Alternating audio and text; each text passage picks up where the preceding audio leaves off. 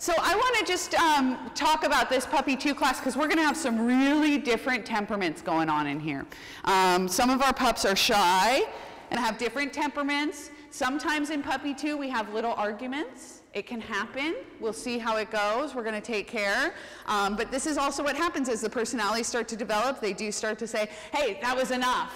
I didn't like that very much. I don't appreciate the way you're treating me. So let's start off with letting Boogie and Toby, because they know each other, off leash together.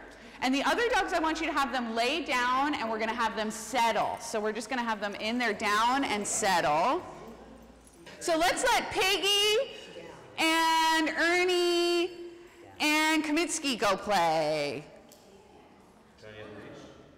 We're going to keep keep everybody else on leash and relaxing. Settling down. And let's let our 2 old girlfriends go play together, Z and Amanda. Yeah, these 2 are buddies.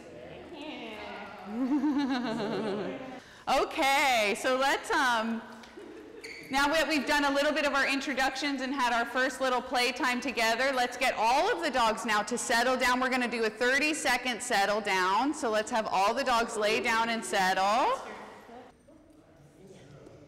Good, and settle.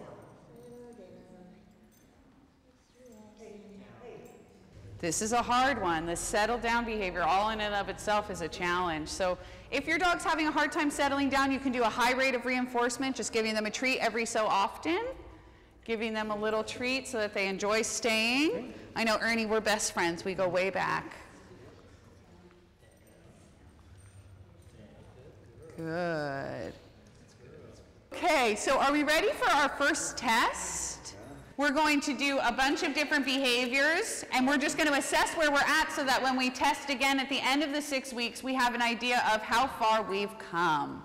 One of my favorite rules of training is to test, train, and test some more so that you really start to see where are we at? Can we do this? Okay, so let's get started.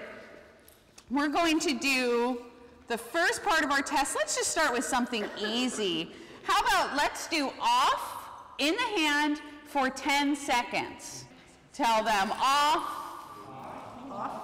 Good dog 1. Good dog 2. Good dog 3. Good dog 4. Good dog 5. Good dog 6.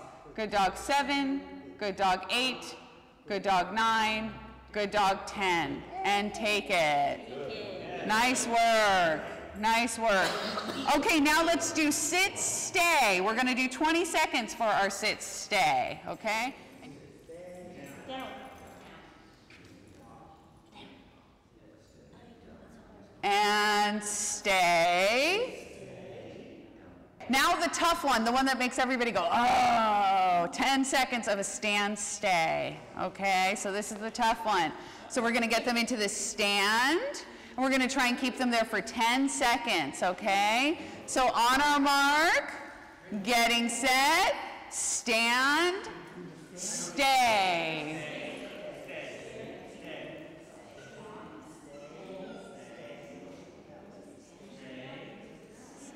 Okay, good. Now we're going to do our hand signal test. This is the combination that we're going to do. We're going to do sit, down, sit, stand, down, stand. So I'll call it out all together. Let's do it together with just hand signals only, no verbal commands. So sit, down, sit, stand, down, and stand again. Good work. It's a challenge, right? These are not easy. These are not easy. This is tough stuff. Okay, verbal signals now. We're going to work on our verbal signals only. What we're going to do is we're going to give the verbal command first. If the dog does not respond to the verbal command, then we will bring in the hand signal. So there should be a delay between the verbal signal and the hand signal. And this is like for Piggy wants more verbal control. This is how we're going to start gaining more verbal control. So we're going to do sit and down You might need to use your hand signal if you need to, that's fine. Now sit again. Bring in the hand signal if they don't perform after that first one. Okay, so now I'm just going to come by. I'm going to do a really quick little handling test. Ears, muzzle, paws, tail. Oh yeah, the tail's not so fun, huh? And a hug. There we go. Okay. So one of the behaviors that we're going to work on here in class as the weeks progress is the distance sit, where we're teaching the dog to sit. So as she is, if she's running away from me, and this is a game I would first practice in the house and make it really fun. So play a game with her, get her amped up, kind of chase her around a little bit, but then say, sit, sit, sit. And when she sits, yes, good girl, give her a reward for sitting. Yeah, Ernie goes, is that a treat for me? So then you give her a reward for sitting so that you start to develop that. But that's one of those behaviors that we're going to keep working on. But this week, when you're out in the house and in the backyard, start running around with her, playing with her, making it a game, and then making the game fun when it stops. Because a lot of times what happens is you're at the park and it's fun, fun, fun, fun, fun. You call the dog and the dog goes, oh no, it's time to go home. So the other favorite rule that I have is called cue the inevitable. So if it's time to go, don't say come, say let's go, time to leave the park. So that it becomes, rather than a trick recall, it becomes just a true cue of what's going to happen for the dog. And then really, really, really reward her when she does come to you and when she does stop.